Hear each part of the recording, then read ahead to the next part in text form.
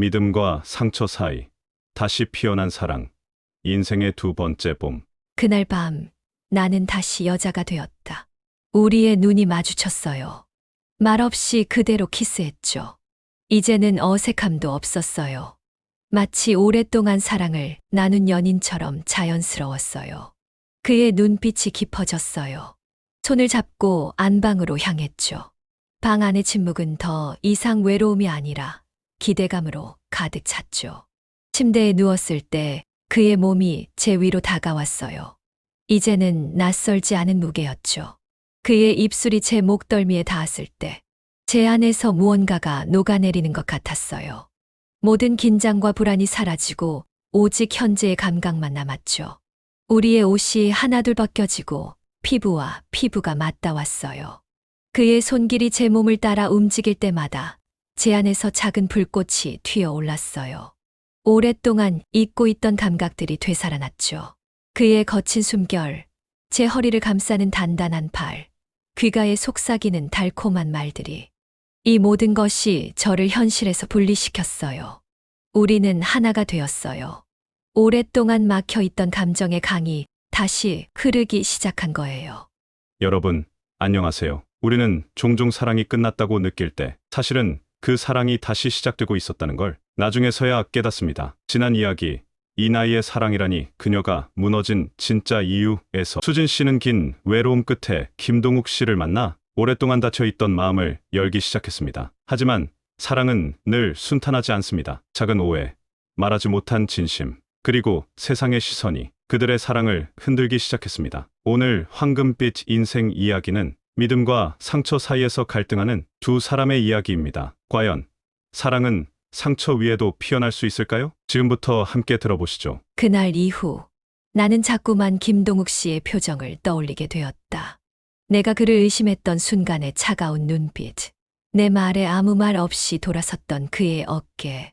그의 말은 분명 따뜻했지만 그 따뜻함 뒤에 묘한 거리감이 생긴 것 같았다. 수진 씨, 정말 저를 그렇게 생각하셨어요? 그 말이 자꾸만 귓가에 맴돌았다. 밤이 되면 더욱 깊어지는 후회. 그가 연락을 피하는 건 아닐까? 혹시 나와 거리를 두려는 건 아닐까? 이불을 덮고 눈을 감아보지만 머릿속은 점점 복잡해졌다. 나는 왜 이렇게 쉽게 무너지는 걸까? 정말 다시 사랑할 준비가 되어 있던 걸까? 그가 내게 웃으며 내민 손. 그 손을 잡고 함께 걷던 해운대의 밤. 창밖의 파도 소리 속에서 나눴던 이야기들. 그 모든 것이 순간 꿈처럼 느껴졌다. 혹시 그 사람도 상처받았을까?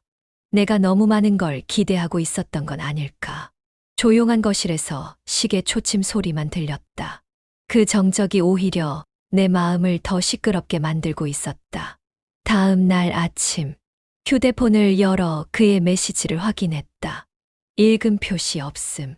그가 나를 멀리하면 나는 또 다시 혼자가 되는 걸까? 괜찮다고, 괜찮아질 거라고 스스로를 달래보았지만 그날 밤 나는 또 눈을 감지 못했다. 그의 따뜻한 눈빛, 그리고 내가 그 눈빛에 던진 의심.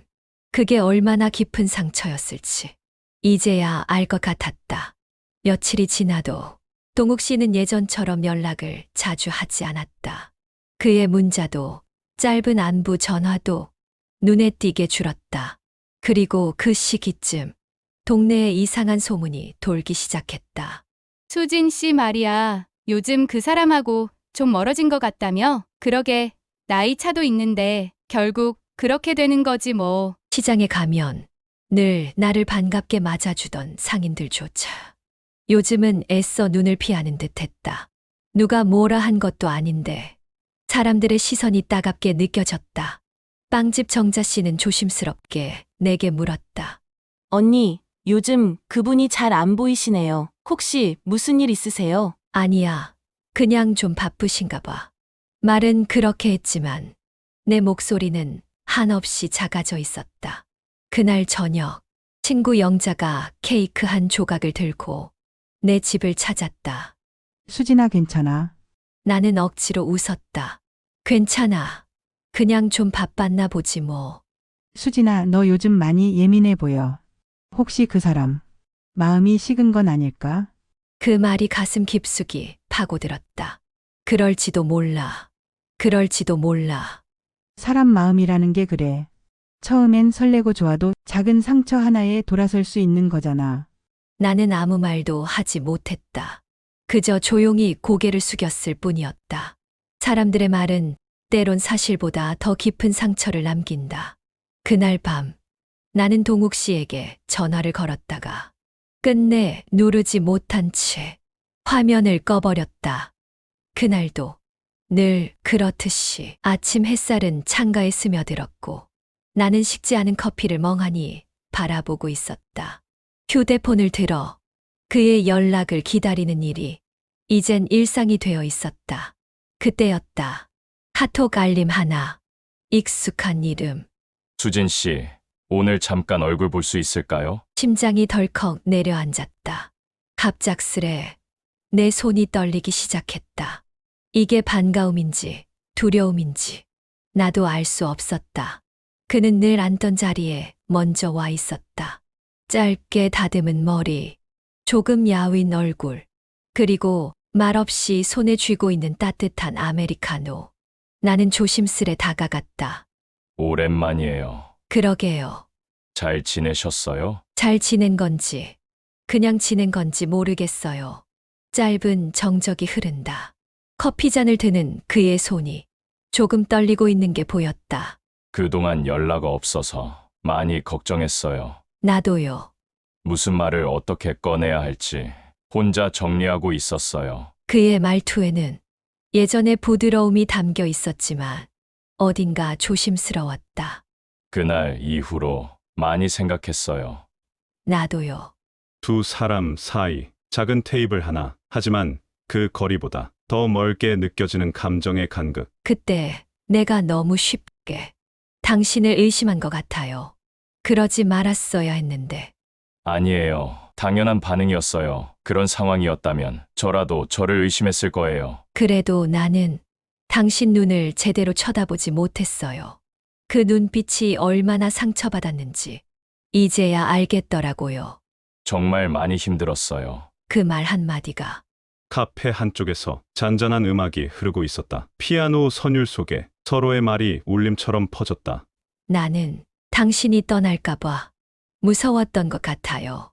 수진 씨, 나도 똑같았어요. 상처받기 싫어서, 다시 혼자가 되기 싫어서 몇 번이나 문자만 쓰고 지웠어요. 둘은 마주 앉아 있지만 어떤 말보다 그 긴 정적이 서로를 더 깊이 감싸고 있었다.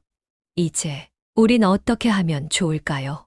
내가 잘 모르겠어요. 다시 예전처럼 지낼 수 있을지. 하지만 한 가지는 분명해요. 그가 천천히 고개를 들었다. 나는 아직도 수진 씨를 보면 마음이 따뜻해져요. 그 말에 눈가가 붉어졌다. 나도요.